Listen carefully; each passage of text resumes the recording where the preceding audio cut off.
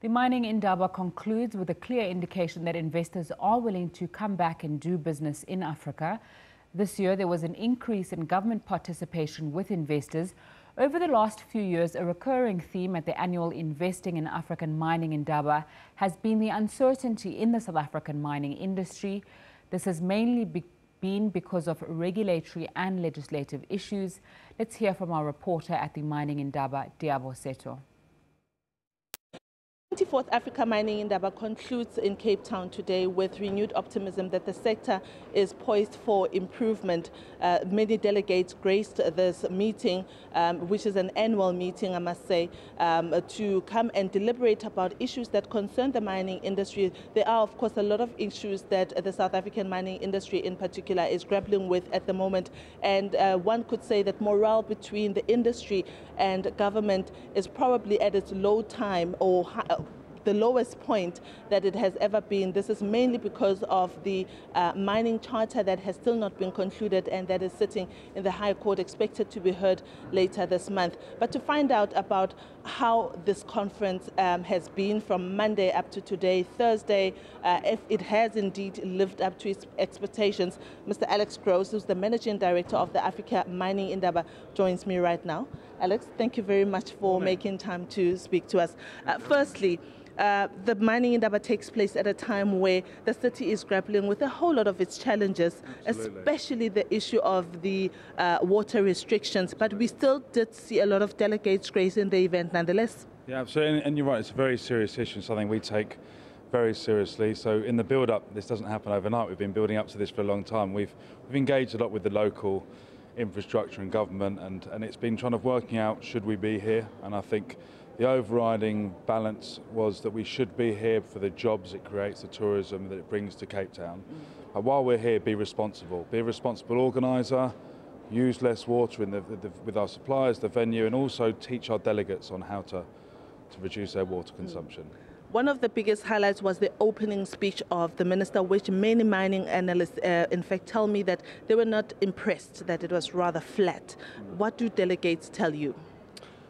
The feedback I've been getting from delegates is more just around the general political landscape, both here, Zimbabwe and some other places. And I think in general people are feeling more confident to invest in South Africa, confident to invest in Zimbabwe.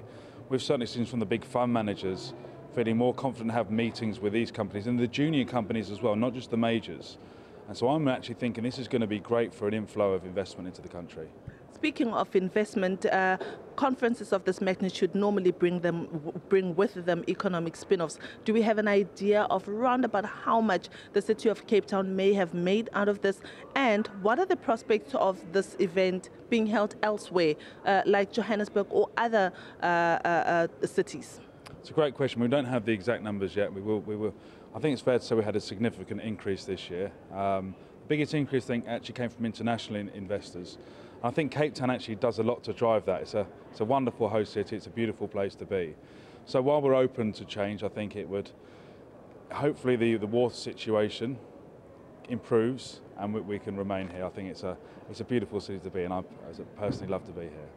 Let's talk about the mining charter. It's something that is sitting on the minds of everyone when it comes to the mining sector. It is a very emotive issue. Absolutely. And we're expecting it to be heard in the High Court very, very soon. Yeah. What impact does it have when it's resolved quickly and we see perhaps a change in what the industry wants and also what government is proposing? It's a great question. I think I'm maybe not the best place to talk about the ins and outs from the political side. I think we've got a lot of people here that are, and I suppose that's my job, is to make sure this platform is where everyone can come together to discuss it. I think everybody wants a resolution that's right for everyone. I think my role is simply to bring everyone together to discuss that. Let's talk about the industry itself. In South Africa, directly, the mining industry contributes around 8% to GDP. And it doing much better is very, very important to the South African economy. And my engagements with a lot of delegates here is that we are very, very excited that the sector is likely to see an improvement, especially because of the commodity prices starting to ease off and all that. Do you expect that this time next year, we would be talking about a different story, talking about a mining industry that is growing from one base to another? I very much hope so. I'm hearing the same things. I think Mining Indaba is a good barometer for the industry. It's the beginning of the year, it's this huge event, everyone's talking about what's going to happen. I think last year it was kind of like some smiles, some frowns. This year, lots of smiles. I think people feel that it's cautiously, it will return to growth in one of these huge sort of mega cycles we work in. I'm expecting, yes, next year we're all going to be much happier. I think the industry is in a good place at the moment. One of the things that did catch my attention during my time here is the issue of your women in mining. This is a very nice photo exhibition, really nice. And also the junior miners issue. Tell me about the kind of participation we saw within those two areas. Yeah, well, I mean, as a business and as a person, I think I really and our business really supports diversity. And so we're doing, I mean, this is just one thing. You'll see the amount of speakers we have from different groups, more women speaking, more engagement.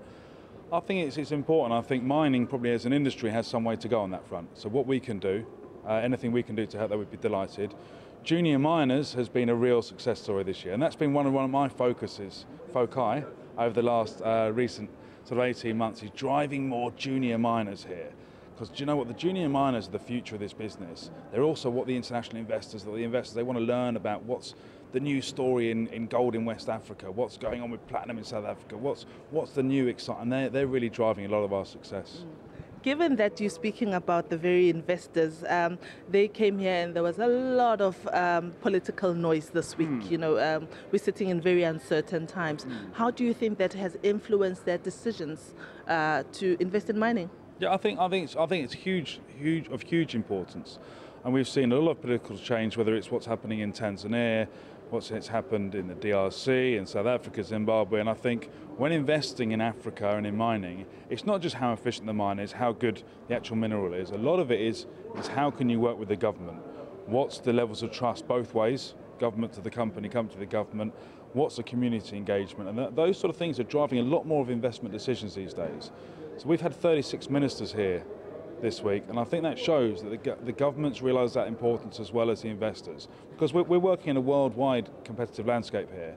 The investors could go to Canada, to go to Australia, so it's an important story for Africa. And I know that the investors will also be heading to Zimbabwe, because the Mining Indaba is not only about South Africa, but it's the African Mining Indaba. And Zimbabwe has a very good story to tell. It has changed its leadership. It's got a new mines minister who's very optimistic and is calling investment to come into that country. That must be exciting. Absolutely. I mean, Zimbabwe's been one of the stories for sure here. South Africa, a huge story as well. And I think, like South Africa, Zimbabwe's got some of the best stuff in the ground. So it's about how do we go about doing that? How do we work with the new people, the new government, the new structures? How do we work in a fair way that's good for both sides? I think the Zimbabwe story is going to be an interesting one. Alex, thank you very much for making time to speak to us. That was Alex Gross. He's the Managing Director for the African Mining Indaba, sharing with us, of course, how this meeting has gone by this week. Today is the last day of the meeting, and delegates are already making their way back home. It's relatively empty here compared to what we saw in the beginning of the week. But as he says, is that this meeting has been a success despite the challenges that the city has with water restrictions. He says that they've used this opportunity to educate people about water usage and water conservation. I suppose this takes us to the 25th African Mining Indaba that will be taking place once again, I believe, here in Cape Town in 2019.